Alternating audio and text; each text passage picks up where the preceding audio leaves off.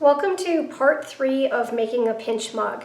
I've taken out this wheel throwing mug to show you the kind of shape I was going for when I made this one. And you can see I've cut the lip down so it's fairly even. And now I would like to make it less, sharp and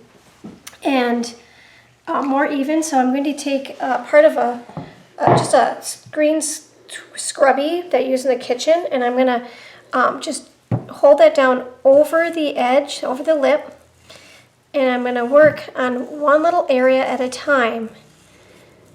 And sometimes you have to get it wet again to make that more even.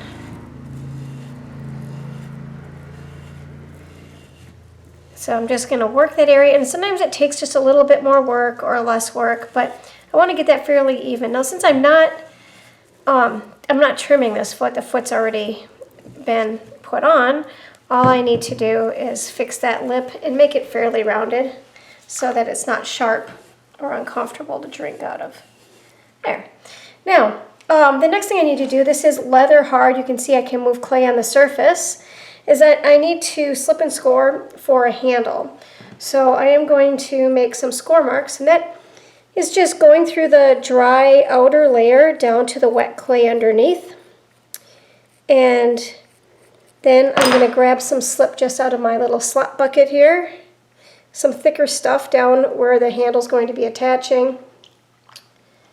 And can you use water for that? I suppose you could. I like to make sure I don't trap air in between the two sections, and also this cup is on the verge of being a little bit dry, so you could use some water. Some people may not have slip when they're working Some at home. people just like, and you can use like water on the surface and kind of keep mixing it till it makes a little slip as well. All right, now I'm going to set that down, and I'm going to show you a few different handles. I'll start with the easiest and then work to a harder one. The first one I'd like to show you is going to involve just starting with a tapered coil.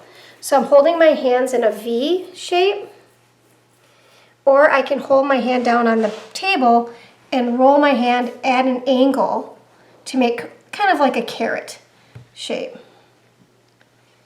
I will not need all of this. This is kind of a lot of clay, so I'm just going to trim off some of that extra clay that I won't need.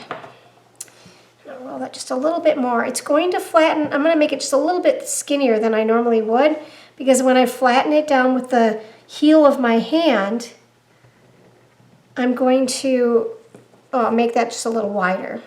Now, I'm going to take my rib, a clean rib, and I'm going to first start by smoothing that, and then I'm going to hold this at an angle until they meet up, and there's an edge down the center. Now, I'm doing a couple things. I'm kind of getting the sides more even, and at the same time kind of creating this nice little line. If I'm going to attach this one on, I'm actually going to bevel the area here so that when I attach it on, it's going to create an arch. And then I would attach all of that on. I can either keep the seam or get rid of it. It just depends on what you like. It's kind of like clothing in that way.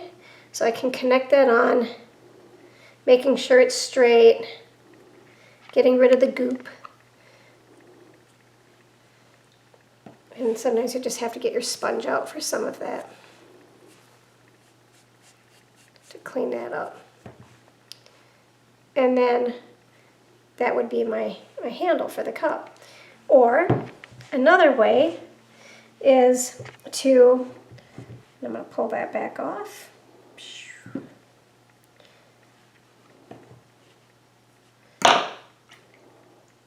Going to show how to pull a handle off of the cup. Now, you may need to practice the pulling of the handle separately, just practice that skill alone. But again, I'm going to start with like that carrot shape. I roll that in an angle and to about the width that I would like it to be, because it's going to get longer, but it's not really going to get wider. And then I'm going to, again, cut that at an angle and kind of have a little bit too much here. So I'm going to cut that. I want enough clay to really attach on, so I'm going to spread that out, and I have a little bit too much down here. I'm just going to flatten that a little bit.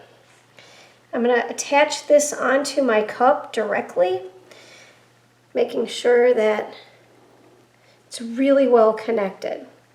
The thing about the term pulling a handle, you know, it implies that you're really pulling hard, but really you're sliding the clay using gravity is really what you're doing, I think.